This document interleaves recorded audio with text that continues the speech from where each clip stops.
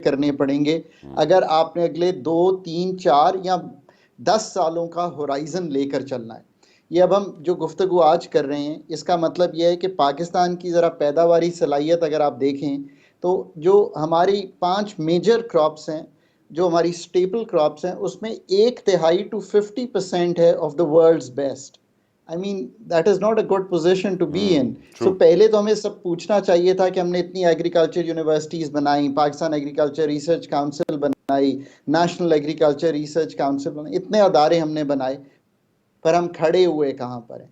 Army का जो इल है, चूँकि मैंने 2 दफ़ा ये मॉडल पहले देखा है, एक हमने फैटफ में ये कोशिश की और it was a very tough call, और एक हमें 27 पॉइंट्स का मैट्रिक्स मिला, फिर हमें एक 6 पॉइंट और मिले, ये हमने रिकॉर्ड टाइम में किए, और एक बहुत अच्छी आर्म्ड फोर्सेस की कोऑर्डिनेशन थी।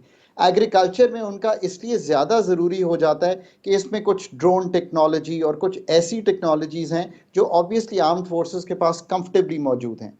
सो आई थिंक एग्रीकल्चर की सलाहियत को बढ़ाने के लिए जो लिम्स है वो एक बहुत अच्छा इनिशिएटिव है, और अगर पाकिस्तान ने फूड सिक्योरिटी अपने लिए और इसको अब टाई करें कि ये जो हमारी इन्वेस्टमेंट काउंसिल है ये क्या कर सकती है। हमारे 2 लो हैंगिंग फ्रूट्स हैं इस वक्त इन्वेस्टमेंट के इनटू पाकिस्तान। अगेन मुझे बड़ी तशवीश से ये कहना पड़ता है कि हमारे पास सलाहियत ना हो सकी, हमने एक बोर्ड ऑफ इन्वेस्टमेंट बनाया, एक प्राइवेटाइजेशन कमीशन बनाया, और आज मैं फिर वही गुफ्तगू कर रहा हूँ कि एलएनजी पावर प्लांट्स बेच लें। ये हमारे पास लो हैंगिंग फ्रूट्स हैं। फिर हमारे पास 2 लो हैंगिंग फ्रूट्स हैं, एक है सीपेक 2 जो पिछले कुछ सालों से शायद स्लो हो गया है, और उन है उसका बोझ बढ़ गया है। इससे मतलब यह है कि आपने पावर प्लांट्स तो लगाए हैं, पर आपने इंडस्ट्री वो नहीं लगा सके जो उसको एक्सपोर्ट करे और कमा कर दे। So CPEC 2 is the low hanging fruit in investment. और एग्रीकल्चर को सप्लीमेंट करने के लिए, और आपने सुना भी होगा शायद कि 500 मिलियन की शायद इनिशियल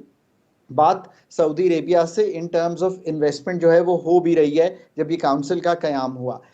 उसकी डिटेल्स होपफुली हमें आने वाले कुछ दिनों में क्लियर हो जाएंगी। उनकी फूड सिक्योरिटी मिडल ईस्ट की जो है उसके लिए बहुत से जो मिलियंस ऑफ हेक्टर्स पाकिस्तान में मौजूद हैं, हम उनको कल्टीवेट भी कर सकते हैं और अपनी एग्रीकल्चर यील्ड्स को बढ़ा सकते हैं। बट मैं फिर कहूँगा कि 2 चीज़ों का ध्यान रखिए।